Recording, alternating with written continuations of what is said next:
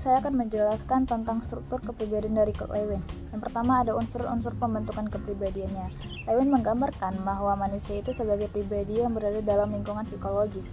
Dengan pola hubungan dasar tertentu, pribadi tidak dapat dipisahkan dari lingkungannya. Lewin menggunakan pendekatan matematis untuk menggambarkan ruang hidup atau yang juga disebut sebagai topologis. Fokusnya adalah hubungan antara segala sesuatu dalam jiwa manusia, hubungan antara bagian dengan bagian dan antara bagian dengan keseluruhan. Lalu selanjutnya ada ruang hidup atau life space. Ruang hidup ini juga kadang disebut sebagai medan psikologis atau keseluruhan situasi. Ini adalah keseluruhan kumpulan fakta yang ada pada suatu saat yang dapat mempengaruhi atau menentukan tingkah laku individu.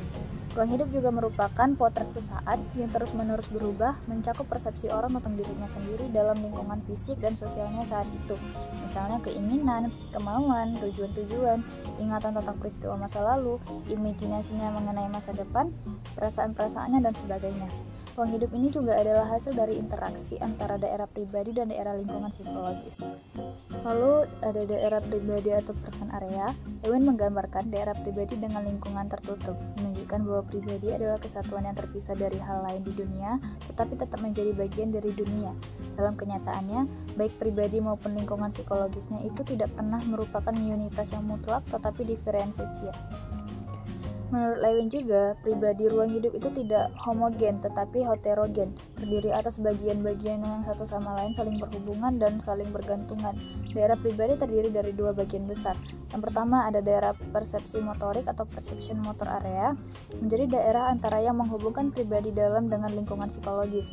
Pribadi dalam mempengaruhi tingkah laku melalui fungsi motorik, sebaliknya lingkungan psikologisnya mempengaruhi pribadi dalam melalui proses persepsi. Yang kedua ada pribadi dalam atau inner personal area, adalah bagian inti dari diri individu yang berisi aspek-aspek motivasional, yaitu dorongan-dorongan yang mendasari perilaku individu. Daerah ini dibatasi oleh daerah persepsi motorik sehingga tidak dapat berhubungan langsung dengan lingkungan psikologisnya. Aspek-aspek motivasional di pribadi dalam digambarkan dalam pecahan-pecahan daerah yang disebut sel. Selanjutnya ada lingkungan psikologis dan lingkungan non-psikologis. Lingkungan psikologis adalah bagian dari ruang hidup. Sifatnya tidak hanya ditentukan oleh sifat-sifat lingkungan objektif, tetapi juga oleh sifat-sifat pribadi. Seperti daerah pribadi dalam, daerah lingkungan psikologis dibagi menjadi pecahan-pecahan. Yang pertama ada region, stimulus yang ditangkap oleh persepsi dan kemudian mempengaruhi fungsi kognitif manusia. Dan yang kedua ada boundaries, adalah garis atau batasan yang memisahkan antara region atau antara daerah lingkungan psikologis dengan daerah persepsi motorik dan antara daerah persepsi motorik dengan daerah pribadi dalam. Lalu sedangkan lingkungan non-psikologis berbeda dengan lingkungan psikologis. Lingkungan non-psikologis adalah bagian ruang hidup individu yang mempresentasikan lingkungan eksternal yang ada secara objektif, terlepas dari bagaimana individu itu mempersepsikannya. Lingkungan psikologis ini memiliki luas yang tidak terhingga sehingga dia tidak mempunyai boundaries.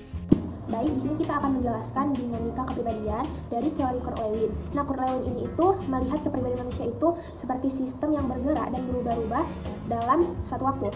Jadi, kepribadian kita itu bukan hanya terbentuk dari kisah masa lalu kita, melainkan juga dari kisah yang kita hadapi sekarang atau pada saat ini gitu. Nah, segala hal yang terjadi di diri kita itu seperti keinginan, terus pikiran, habis itu semua itu saling mempengaruhi dan mendorong kita untuk melakukan sesuatu.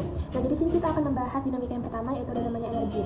Nah, energi ini itu manusia tuh selalu punya energi dalam diri masing-masing, dan itu muncul ketika adanya ketegangan ataupun tekanan. Nah, contohnya ketika kita merasa lapar, pasti kita ada rasa kayak nggak nyaman, atau mungkin ada yang punya sakit, GERD atau apa, pasti ada rasa kayak asam lambungnya naik gitu. Nah, jadi itu dinamakan energi kita tuh bergerak sehingga kita yang ada di otak kita harus makan gitu.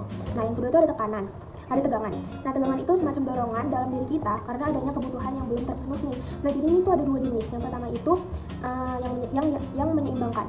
Nah, jadi yang tegangan yang menyeimbangkan ini itu membuat kita tenang setelah kebutuhan kita itu terpenuhi. Kemudian yang kedua itu ada tegangan yang mendorong kita keluar.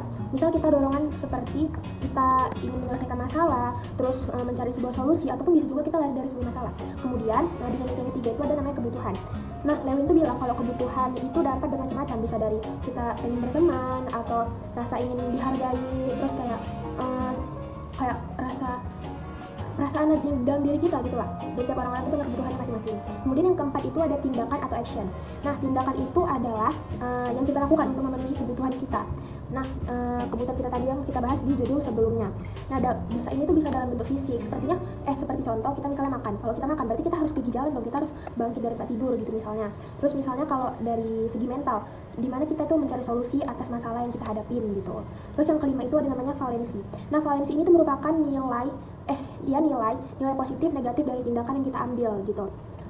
Yang pertama itu ada valensi positif, yang itu buat kita nyaman atau tertarik. Contohnya saat kita ngelihat makanan atau mungkin kita ngeliat orang yang kita suka. Terus yang kedua itu ada valensi negatif, dimana itu tuh buat kita ngerasa takut, kayak merasa buruk atau nggak nyaman. Contohnya kayak misalnya kita kayak ngeliat hewan buas atau kayak ular, pasti kita ada rasa was-was, takut gitu kan. Terus yang keenam itu ada namanya vektor. Nah, vektor ini tuh adalah arah ataupun kekuatan dorongan yang membuat kita itu bertindak. Misalnya saat kita haus berat, terus kita kayak ngeliat minuman seger gitu kan, kayak pengen gitu kan. Nah, itu pasti kita terdorong buat kayak kita bakal lari ke minuman itu gitu loh, kita bakal datengin minuman itu. Terus yang kedua itu di sisi lain, tapi di saat kita rasa takut itu tapi ketika ada rasa takut, yaitu dimana kita misalnya bertemu anjing, pasti kita kayak ada rasa was-was, terus kita takut gitu kan. Nah, itu mendorong kita untuk menjauh dari anjing itu. Nah, itu dia. Nah, terus kalau misalnya ada banyak faktor yang mempengaruhi ketika faktor ini banyak mempengaruhi, contohnya kayak kita lapar, tapi kita itu diburu-buru sama waktu sehingga kita pun kayak kita harus kita kerjain duluan gitu kan. Nah, itu balik lagi ke diri kita, dan itu biasanya akan menjadi konflik batin dalam diri kita. Nah, itu jadi tindakannya sesuai dengan apa yang kita mau aja. Oke, sekian dinamika kepribadian dari saya. Materi selanjutnya akan dijelaskan oleh teman saya. Terima kasih. Baik, selanjutnya ada perkembangan kepribadian. Yang pertama ada perubahan tingkah laku. Semakin dewasa, semakin bebas bergerak dan berpikir luas. Tingkah laku menjadi lebih terorganisir, hierarkis, realistis, dan efektif. Selanjutnya ada diferensiasi dan integrasi. Diferensiasi, peningkatan jumlah bagian dalam ruang hidup. Integrasi, penyatuan aspek psikologis untuk membentuk pola tingkah laku yang lebih kompleks. Dan yang terakhir ada regresi. Perkembangan bisa mundur karena frustasi atau kondisi tertentu. Berikutnya saya akan menjelaskan aplikasi dalam teori Medan Kurt-Lewin. Yang pertama ada Zeigarnik Effect. Zeigarnik Effect adalah sebuah penelitian yang dilakukan adalah Zeigarnik, salah satu murid Lewin. Dia menemukan bahwa lokomosi yang belum selesai tetap menyimpan sejumlah tegangan yang hanya dapat diredakan kalau tugas lokomosi itu diselesaikan. Zeigarnik Effect menjelaskan bahwa tugas yang belum selesai lebih lama menempel dalam ingatan dibanding tugas yang sudah diselesai. Lewin berpendapat bahwa lokomosi ditentukan oleh resultansi kekuatan pendorong dan penghambat, dan pada tegangan ini mengarahkan orang ke tujuan untuk menyelesaikan tugas yang tertunda itu. Lalu yang kedua ada psikologi sosial. Teori Lewin yang semula dimaksudkan untuk teori kepribadian berkembang ke ranah psikologi sosial. Semenjak kematian Lewin, tidak ada kemajuan yang berarti dalam hal teori kepribadiannya. Pendukungnya banyak mengembangkan rintisan dalam penelitian tentang proses-proses kelompok, penelitian tentang dinamika kelompok, encounter kelompok, dan ketegangan antar ras.